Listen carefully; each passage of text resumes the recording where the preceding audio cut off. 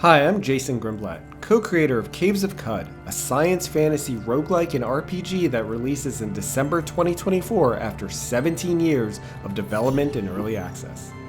Caves of Qud creates an utterly unique, transportative science fantasy world through the riffling of turn-based tactical gameplay in the RPG style and complex world simulation a la Dwarf Fortress.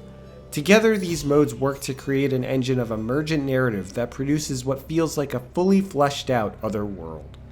Here's one of our shining jewels, character creation. One of the true joys of Caves of Qud is concepting a character in your imagination and realizing it in-game. A pillar of Qud's design is horizontality. We make everything available to you from the start so you have a broad, expressive palette to create from. Over 70 mutations and dozens of cybernetic implants combine to produce mechanically and thematically novel creations. Wings, multiple legs, multiple heads, the power to summon clones of yourself, all creative tools to both meet the tactical challenges of the game and to scaffold the story that emerges out of your playthrough. Another pillar of the game is a richness of detail at every scale. Both the grand sweeping views of space and time that Qud inherits from the science fantasy genre, but also in the little flawed nooks of place and culture.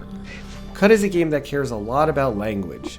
We've given lovingly bespoke and baroque descriptions to all 2,000 plus objects in the game world. Not only that, but every creature in the game world is as fully fleshed out as the player character. They have a body plan, faction allegiances, goals. This means that if you acquire the power to, say, psionically project your mind into a creature, you can play the entire game as the creature. Here we are as a crab with 6 legs, a robot, a plasma jelly, and also every piece of furniture is as fleshed out as every creature. So if we take this can of Spray-A-Brain, which bestows sapience on whatever you spray it on, we can spray it on a door and play the game as that door. And now you see we have our unique door body plan. Then we have a full environmental simulation, digging through walls, melting and boiling points, etc. And on top of that, a historical simulation running that on each run creates a new incarnation of what is an extremely novel and etched out science fantasy setting. You can play it as a sandbox, and many people do, but it is also the scaffold for an RPG narrative that takes you from the low marshes of this ruined vine-swathed world to atop the spindle, a lengthless spire of blue that pierces the cloud-ribbon sky and weaves through themes of deep time, history, mythologization, and how wide views of culture over thousands of years contrast with narrow views of the artifacts of time right in front of us. Caves of Qud is unique among RPG-type games in that it is driven by a complex physical, social, and historical simulation, and this is what really sets it apart. Those simulation elements allow the RPG elements and tactical gameplay to flower on top of these deep and colliding systems. At the start of every game, we generate a game world, everything from biomes, caves, ruined cities, populated villages. Everything is represented abstractly until we enter a local zone, at which point it becomes reified. This way we can spec out the whole world in broad strokes and only instantiate the details when they become relevant to the player.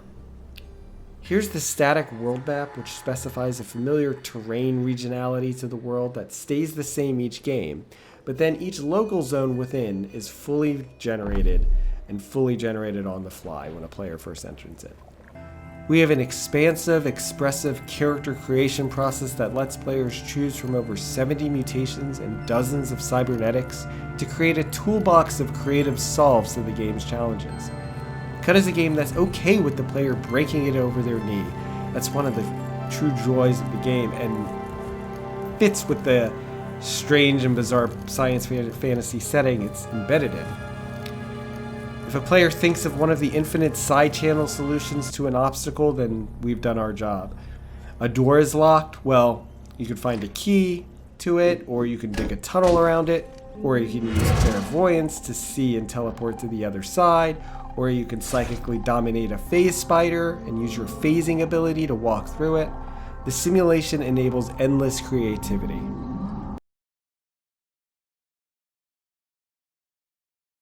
Of Chrome and How plays in the Sultan dungeons.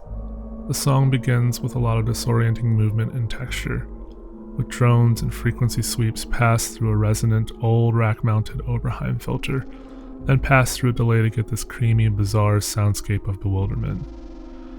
The song represents the wonders of the Sultans and their legend and tech and artifacts. I like Of Chrome and How because it elicits wonder, treasures, and danger to me, and I really like the transition from the first act to the second act of the song. With Among the Tombs of Eaters, the beginning sequence of the song starts off quiet, curious, and a bit spooky, crescendoing texturally until plunging the player into a moving soundscape. I like the song's tension and release, the churning nature of the second half, and its sense of exposure and adversity. Developing the dynamic range in the first half of the song with the explosions was one of my favorite moments in the soundtrack development process. I love how the explosions feel large but also crumbly and old, boomy but texturally cohesive with the sound language of Qud.